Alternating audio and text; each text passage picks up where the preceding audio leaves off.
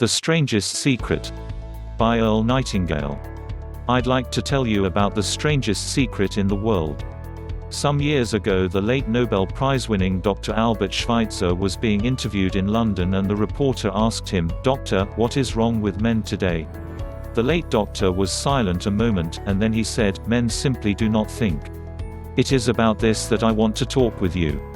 We live today in a golden age.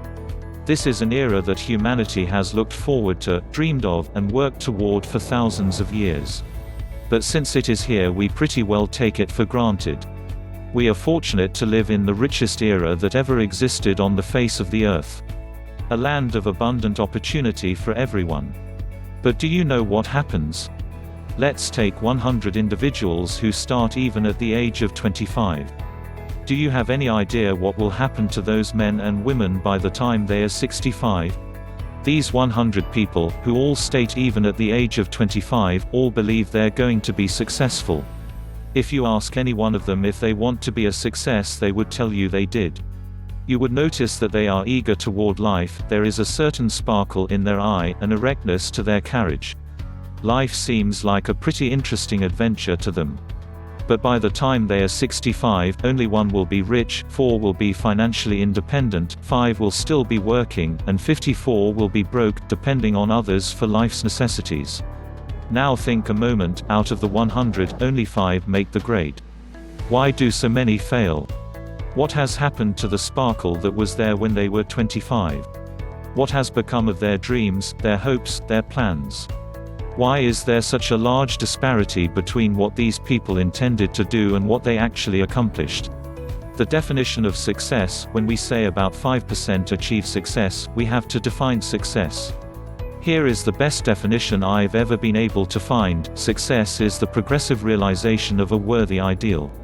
If someone is working toward a predetermined goal and knows where they are going, that person is a success. If they are not doing that, they are a failure. Success is the progressive realization of a worthy ideal. Rollo May, the distinguished psychiatrist, wrote in his wonderful book called Man's Search for Himself. The opposite of courage in our society is not cowardice, it is conformity. And there you have the trouble today, the reason for so many failures. Conformity, people acting like everyone else, without knowing why or without knowing where they are going. Now think of it. Right now in America, there are over 40 million people 65 years of age and older. And most of them are broke. They are dependent on someone else for life's necessities. We learn to read by the time we are 7. We learn to make a living by the time we're 25. Often by that time we are not only making a living, we're supporting a family. And yet by the time we are 65, we haven't learned how to become financially independent in the richest land that has ever been known. Why? We conform. The trouble is, most of us are acting like the wrong percentage group, the 95 who don't succeed. Why do people conform? Well, they really don't know. Most people seem to believe their lives are shaped by circumstances, by things that happen to them by exterior forces. They are outer-directed people. A survey was made one time that covered a lot of people, working people. These people were asked, "Why do you work? Why do you get up in the morning?" 19 out of 20 had no idea. If you press them, they will say, "Everyone goes to work in the morning. And that is the reason they do it, because everyone else is doing it." Now let's get back to our definition of success. Who succeeds? The only person who succeeds is the person who is progressively realizing a worthy ideal. It is the person who says, "I am going to become this," and then begins to work towards that goal. I'll tell you the successful people are. A success is the school teacher who is teaching school because that's what he or she wants to do. A success is the woman who is a wife and mother because she wanted to become a wife and mother and is doing a good job of it. A success is the man who runs the corner gas station because that was his dream. A success is the entrepreneur who starts their own company because that was their dream, that's what they wanted to do. A success is the successful salesperson who wants to become a top-notch salesperson and grow and build within his or her organization and sets forth on the pursuit of that goal. A success is anyone who is pursuing deliberately a predetermined goal, job, because that's what he or she decided to do, deliberately. But only 1 out of 20 does that. That is why today there is really not any competition unless we make it for ourselves. Instead of competing, all we have to do is create. For 20 years I looked for the key which would determine what would happen to a human being. I wanted to know if there was a key that would make the future a promise that we could foretell to a large extent.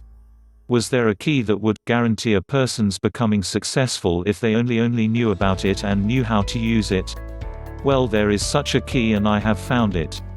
Have you ever wondered why so many people work so hard and honestly without ever achieving anything in particular? And why others don't seem to work hard, yet seem to get everything? They seem to have the magic touch.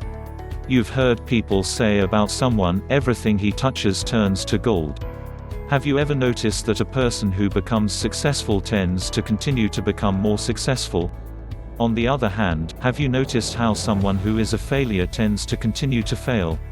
Well, it's because of goals. The difference is goals. Some of us have goals, some don't. People with goals succeed because they know where they are going. It's that simple. Think of a ship leaving a harbor. Think of it with the complete voyage mapped out and planned. The captain and crew know exactly where the ship is going and how long it will take. It has a definite goal. And 9,999 times out of 10,000, it will get to where it started out to get. Now let's take another ship, just like the first, only let's not put a crew on it, or a captain at the helm. Let's give it no aiming point, no goal, and no destination. We just start the engines and let it go. I think you'll agree with me that if it gets out of the harbor at all, it will either sink or wind up on some deserted beach, a derelict. It can't go anyplace because it has no destination and no guidance. It's the same with a human being. Take the salesman for example. There is no other person in the world today with the future of a good salesperson. Selling is the world's highest paid profession, if you are good at it and if you know where you are going. Every company needs top-notch salespeople. And they reward those people, the sky is the limit for them. But how many can you find? Someone once said the human race is fixed. Not to prevent the strong from winning, but to prevent the weak from losing. Western society today can be likened to a naval convoy in time of war. The entire economy is slowed down to protect its weakest link, just as the convoy has to go at the speed that will permit its slowest vessel to remain in formation. That's why it's so easy to make a living today. It takes no particular brains or talent to make a living and support a family today. We have a plateau of so-called security, if that is what a person is looking for. But we all do have to decide how high above this plateau we want to aim. Key to success. Now let's get back to the strangest secret in the world, the story I wanted to tell you today. Why do those with goals succeed in life, and those without them fail? Well, let me tell you something which, if you really understand it, will alter your life immediately. If you understand completely what I'm about to tell you from this moment on, your life will never be the same again. You will suddenly find that good luck just seems to be attracted to you. The things you want just seem to fall in line. And from now on you won't have the problems, the worries, the gnawing lump of anxiety that perhaps you have experienced before. Doubt and fear will now be things of the past. Here is the key to success, and the key to failure. We become what we think about. Let me say that again. We become what we think about. Throughout all history, the great wise men and teachers, philosophers, and prophets have disagreed with one another on many different things. It is only on this one point that they are in complete and unanimous agreement. The key to success and the key to failure is this: we become what we think about. Listen to what Marcus Aurelius, the great Roman emperor, said: a man's life is what his thoughts make of it. Benjamin Disraeli said this: everything comes if a man will only wait. I've brought myself after long meditation to the conviction that a human being with a settled purpose must accomplish it, and nothing can resist a will that will stake even existence for its fulfillment.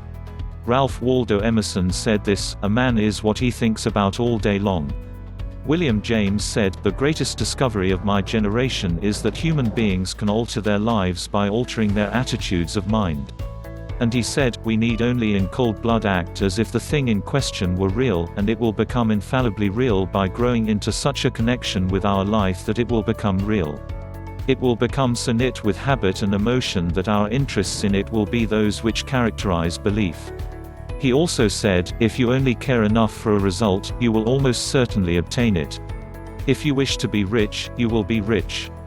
If you wish to be learned, you will be learned. If you wish to be good, you will be good."